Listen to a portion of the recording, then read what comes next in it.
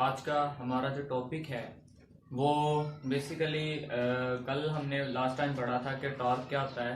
तो आज हम जो पढ़ेंगे वो हम उसके मतलब पढ़ेंगे कि प्रिंसिपल ऑफ मूवमेंट्स क्या होता है। तो मूवमेंट्स हम देखें तो इसको हम बेसिकली टॉर्क भी कह सकते हैं।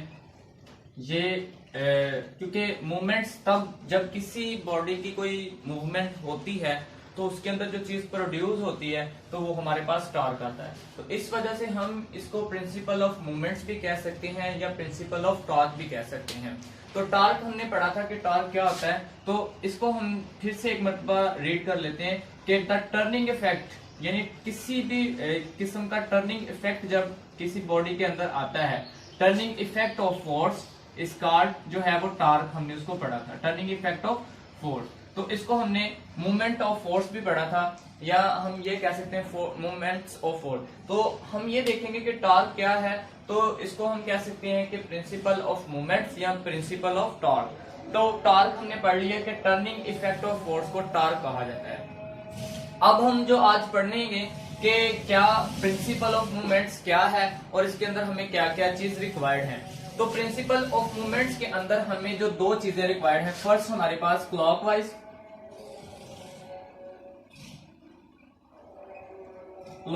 मूवमेंट्स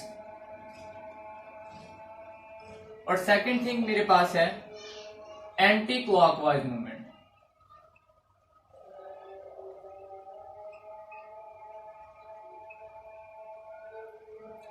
अब अगर हम देखें कि क्लॉकवाइज मूवमेंट्स क्या होती है, तो क्लॉक यानी जिस तरह से हमारा जो क्लॉक रोटेट होता है उस डायरेक्शन में जब कोई चीज डायरेक्ट होती है तो वो हमारे पास क्लॉकवाइज मूवमेंट आता है, यानी इस डायरेक्शन के अंदर।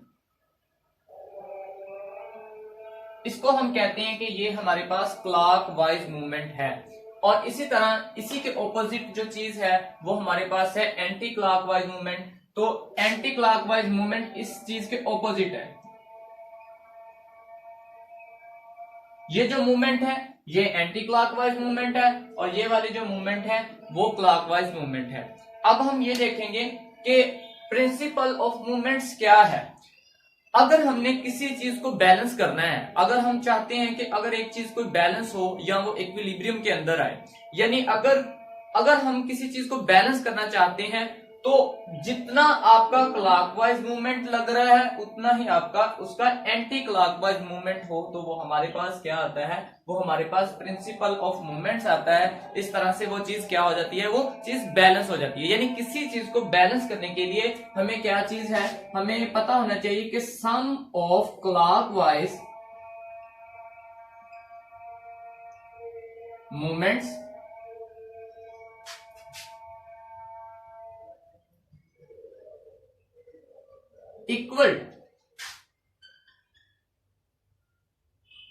equal to the sum of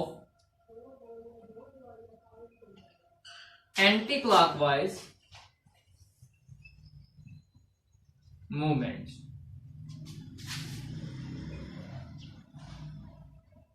यानी ये चीज के अंदर हमें ये पता होना चाहिए कि अगर किसी चीज को बैलेंस करना चाहते हैं, अगर किसी चीज को हम यानी इक्विलिब्रियम के अंदर लाना चाहते हैं तो हमारे पास उसके लिए क्या चीज होना जरूरी है कि उसका सम ऑफ क्लॉकवाइज मूवमेंट उसके बराबर आना चाहिए उसके एंटी क्लॉकवाइज मूवमेंट के अंदर। अब हम ये देखना चाहते हैं कि क्लॉकवाइज मूवमेंट क्या होता है, यानी ये क्लॉक की डायरेक्शन में होता है। और इसकी एग्जांपल के तौर पे मैं इसको आप समझा देता हूं कि मेरे पास जस्ट एक नट है, ये मेरे पास एक नट है और ये मेरे पास एक स्पैनर है।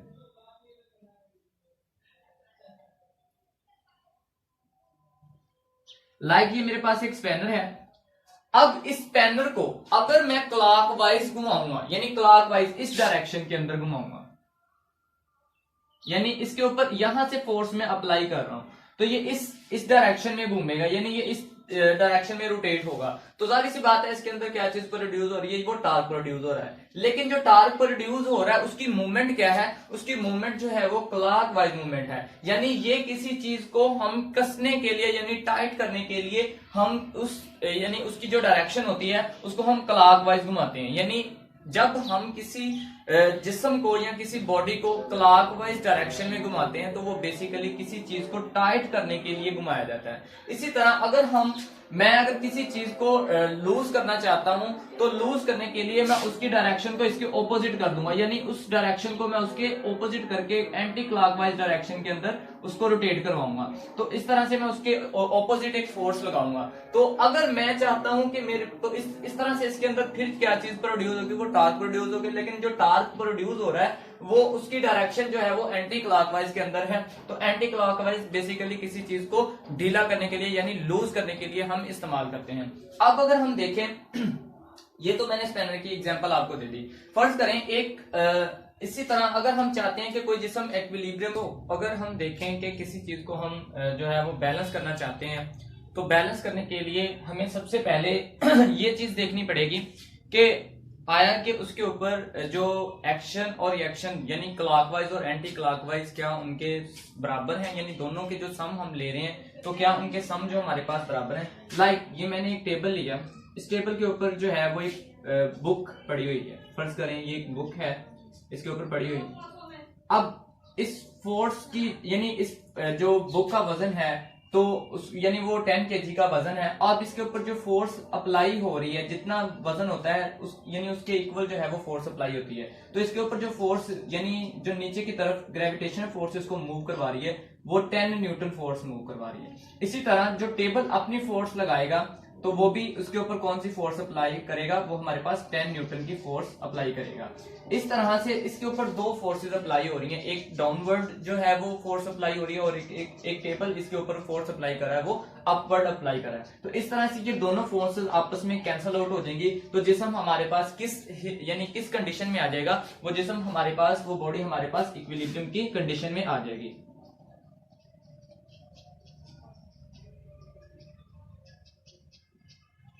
इक्विलिब्रियम यानी इस तरह से जो है वो कंडीशन हमारे पास क्या आ जाएगी, वो हमारे पास कंडीशन आ जाएगी इक्विलिब्रियम की कंडीशन आ जाएगी।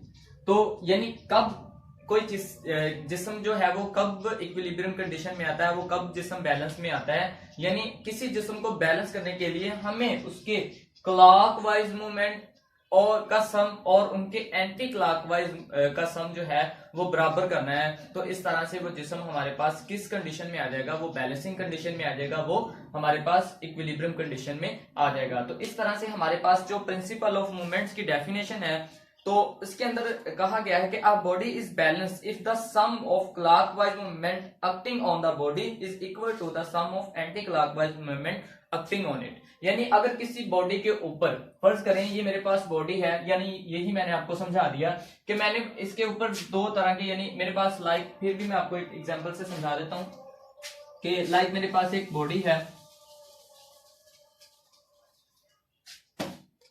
ये मेरे पास एक रॉड है, मेटल रॉड। अब इसके ऊपर जो मैं क्लॉकवाइज मूवमेंट लगा रहा हूं वो इस डायरेक्शन, यानी क्लॉकवाइज मूवमेंट जो मैं लगा रहा हूं वो इस डायरेक्शन में लगा रहा हूं इसके ऊपर। तो ये फर्ज करें मेरे पास 10 न्यूटन मीटर का क्लॉकवाइज मूवमेंट लग रहा है, यानी 10 न्यूटन मीटर का टॉर्क लग रहा है। अब जो इसके ऊपर मैं दूसरा टॉर्क लगाऊंगा, यानी जो दूसरा मेरे पास मूवमेंट आएगी वो मेरे पास इस हिस्से में आएगी। तो वो इस तरह से वो भी मेरे पास कितनी है, वो मेरे पास फर्ज कर लें कि वो मेरे पास 10 न्यूटन मीटर की है। अब यहाँ पे देखें तो इन दोनों, यानी ये क्लॉकवाइज और ये है एंटी क्लॉकवाइज, और दोनों एक दूसरे के जो है वो ऑपोजिट डायरेक्शन में है, लेकिन दोनों की जो पावर है या जो दोनों की वैल्यू है वो दोनों की सेम है। तो इस तरह से ये आपस में क्या हो जाएंगी, कैंसल आउट हो जाएंगी। क्यों? क्योंकि हमारे पास जो दोनों वैल्यू वो एक जैसी हैं, लेकिन उनके अंदर जो उनकी डायरेक्शन है वो एक दूसरे के ऑपोजिट है। तो इस तरह से जिस्म जो है वो हमारे पास किस कंडीशन में आ जाएगा, कंडीशन हमारे पास, यानी वो जिस्म जो हमारे पास वो बैलेंसिंग कंडीशन में आ जाएगा, इस तरह वो इक्विलिब्रियम कंडीशन में आ जाएगा। बस आज का जस्ट टॉपिक तो हमारा यहाँ तक था कि जिस्म को यानी प्रिंसिपल ऑफ मूवमेंट्स क्या है या प्रिंसिपल ऑफ टॉर्क क्या है। तो प्रिंसिपल ऑफ टॉर्क के लिए हमें दो चीजें रिक्वायर्ड होती हैं, एक क्लॉकवाइज मूवमेंट और दूसरा हमारे पास एंटी क्लॉकवाइज मूवमेंट हमें रिक्वायर्ड होता है। तो क्लॉकवाइज मूवमेंट किसी चीज को कसने के लिए यानी टाइट करने के लिए इस्तेमाल किया जाता है, और इसी तरह एंटी क्लॉकवाइज जो है वो किसी चीज को, यानी जब हम किसी चीज की एंटी क्लॉकवाइज मूवमेंट करते हैं तो वो किसी जिस्म को, यानी वो किसी बोल्ट या नट को क्या कर रहा होता है, वो ढीला कर रहा होता है, तो इस तरह से लूज कर रहा होता है, इस तरह से। अब दूसरी चीज हमने ये देखनी है कि जिस्म कब बैलेंस होता है। तो जिस्म को बैलेंस करने के लिए हमारे पास उनके क्लॉकवाइज मूवमेंट बराबर होना, यानी जितना सम ऑफ क्लॉकवाइज मूवमेंट होगा और उतना ही उसके बराबर आ जाए उसका सम ऑफ एंटी क्लॉकवाइज मूवमेंट, तो जिस्म हमारे पास जो है वो इक्विलिब्रियम में होगा, वो बैलेंसिंग कंडीशन में होगा। तो जस्ट आज का टॉपिक हमारा इतना ही था।